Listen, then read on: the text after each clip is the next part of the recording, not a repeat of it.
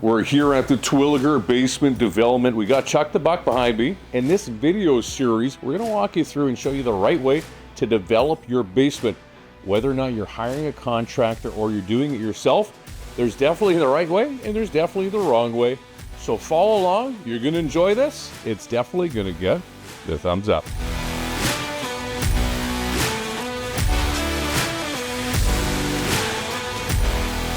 So one of the first things you want to do when you're prepping to do your basement development is to protect some surfaces. One of the main surfaces you want to protect is the entryway into the basement. So from the basement to the front entryway, buy some cheap floor mats from Canadian Tire or Home Depot or anything like that and put those over top, because it's going to be a lot cheaper to replace some cheap rugs than to replace your hardwood tile or anything like that.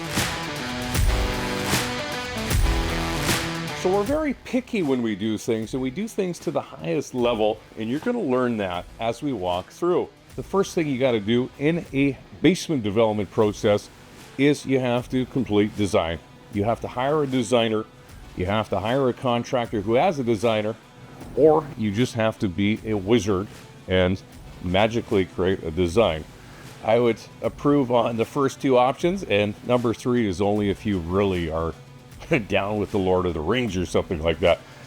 So yeah, we're down here in the basement, and the first thing I want to do is come on down and just say, Chuck the Buck, you're gonna have to go. So you want to make sure that you don't have a whole bunch of stuff like this down in the basement, because it's going to impede, it's going to get in the way of the trades doing the work. For example, if we have to frame in the bathroom, we have a whole bunch of clothing and all this kind of stuff, it's going to get in the way. If we have to insulate, and Chuck the Buck is right there, somebody might get their eye poked out. That's not going to be a good thing to have in your basement development, right? So the first thing we're going to do, also, we're going to take our design plans and we're going to verify them when we're down here, right? So from time to time, a designer can make a mistake and, have the wrong measurement in there, or something, like maybe something's off by 2 inches. We're going to go through and we're going to verify the plans, just in case there's a few adjustments that have to be made. So it's very important to do that. A second set of eyes is always better than one. So going through this basement, I know that with our design plan, we are going to have a bathroom right here, right? And I'm going to be able to measure out the toilet position. I'm going to be able to measure out the shower pan position, and I'm going to know exactly how much concrete I need to bust up for that plumbing, right? And then over here, we're going to have a huge office. So we're going to have this wall, which is going to be framed up, going here. We're going to have a bit of an angle there, because that's what they requested. And we'll have the doorway. So huge, massive office. And then down here, we'll have a hallway. And the clients requested this coming in at an angle so that they can access this through the understairs. So they're going to access this through here. And you're going to walk through, you're going to have this decently large hallway through, and they're going to have a lot of storage. When you're finishing your basement, think about storage, right? All that crap that's in your basement right now, you're going to have to put it somewhere. So either you get rid of it and you purge, which is very stress relieving, I can tell you that, or you find somewhere for it. So in this case, what we're doing is we're going to frame this up here all the way probably to this point and frame this wall across. Clients are going to fix this up with some shelving. They're going to be able to walk right in, have shelving on each side, and really be able to organize all their stuff and have somewhere to put it away from the finished space. In this area here, this is going to act as the recreation room, which we're going to have a whole bunch of pot lights, and it's going to be a lot brighter than this dark dungeon that we're living in right now. We're going to finish all these window boxes with some nice MDF, or some nice finished maple or something along those lines. Case them and make them look pretty, right?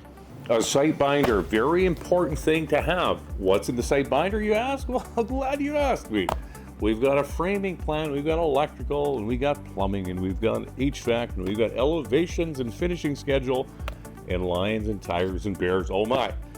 Very critical and very important when your trades are coming to site, or maybe you're hiring a contractor that has trades coming by, or maybe you're just hiring everybody individually, Either way, having the plans on site prevents those phone calls when they can't get a hold of you and then they just decide to do something the wrong way.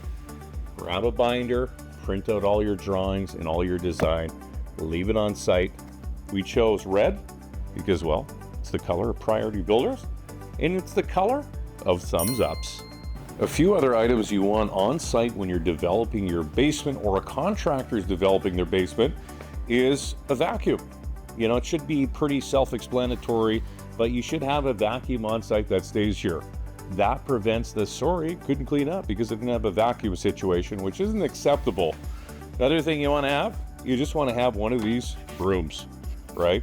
And you want to have a dustpan. Dustpan is very important because without a dustpan, a broom is absolutely useless. All this stuff you get at Home Depot for a couple $100. It's not a big deal. Another thing you want to do, which is a good idea, is to have a little tote like this to put things in, whatever you got. And it's very important that you do have a first aid kit on site in the event somebody's doing carpentry or plumbing or HVAC and they cut their finger wide open. Have one of these guys. Trust me, you never know what can happen.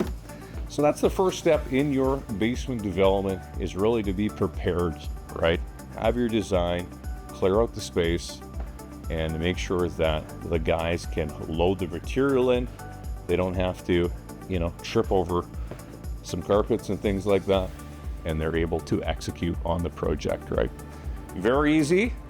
In the next step, we're gonna go through some framing, some plumbing, and that's when the action starts. Thank you very much for watching this video. If you're looking for a basement development, definitely reach out. Again, we're Priority Builders. We love doing high quality work and we love to make you exceptionally satisfied with your basement development. Stay tuned for the next video where we're going to walk you through some framing and plumbing.